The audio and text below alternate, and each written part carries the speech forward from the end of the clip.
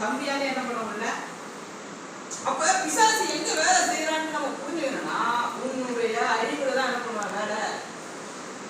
இப்போ நீங்க ஞானஸ்நானத்தை எடுக்கின்ற பொழுது தேவன் என்ன பண்றாருன்னா அந்த அசுத்த ஆவி இருக்குல்ல ஏத்துக்க மாட்டேங்குது. கர்த்தர் சொல்றதை ஏத்துக்க மாட்டேன். அது உங்கள இருந்து என்ன ஆயிடும் இது ஓடும்.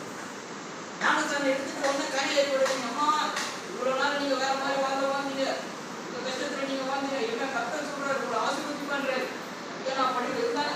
ஆமாயா ஏத்துக்கிறேன், இயேசு நம்ம செய்வாங்க ஆண்டவரே. சில பேர் நினைக்கிற கோசிச்சாச்சு இல்லையா, அவங்க நான் வேலைக்கு போனா நீங்க கோசி எங்கேயும் கோசி பாரியா. ஏன் ஏத்துக்கிறீங்கன்னா உங்களுக்குள்ள இருந்த அந்த ஸ்பிரிட் என்ன பண்ண உங்களுக்கு சொல்லிட்டேன். அந்த ஸ்பிரிட் ஞானஸ்நானம் கூப்பிட்டு ஆவியானவர் உங்களுக்குள்ள வந்துட்டாரு.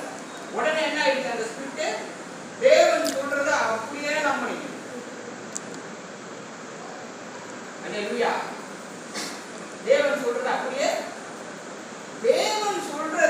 அப்படியே நீங்க நம்பினீங்கன்னா உங்களுக்குள்ள அந்த டெவில் ஸ்பிரிட் என்ன பண்ண சொல்லி கொடுக்க முடியல.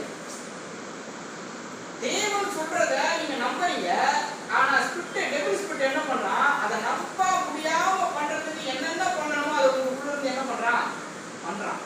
இது சில நேரங்கள்ல அவங்க மேல ஒர்க் பண்ணா வேலை செய்யும், சில நேரங்கள்ல வேலை செய்யாது. அல்லேலூயா.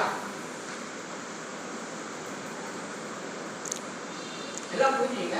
ஆபிரகாமுக்கு 100 வயசு ஆயிடுச்சு. தேவன் தரிசனம் ஆகிறாரு. 75 வயசுல தேவன் ஆபிரகாமுக்கு பேசுறாரு. கிளை போட்டாயிட்டா அவன் கிழவன் ஆயிட்டா, சாராடி தெரிய ஆயிடுச்சு, சீக்கிரத்துல வழிபாடுனா இன்னும் போச்சு. தேவன் பேசுறாரு ஆபிரகாம் கிட்ட, நான் உங்களுக்கு குழந்தை கொடுப்பேன். ஆபிரகாம் என்ன பண்றான், அம்மாயா தெய்வமே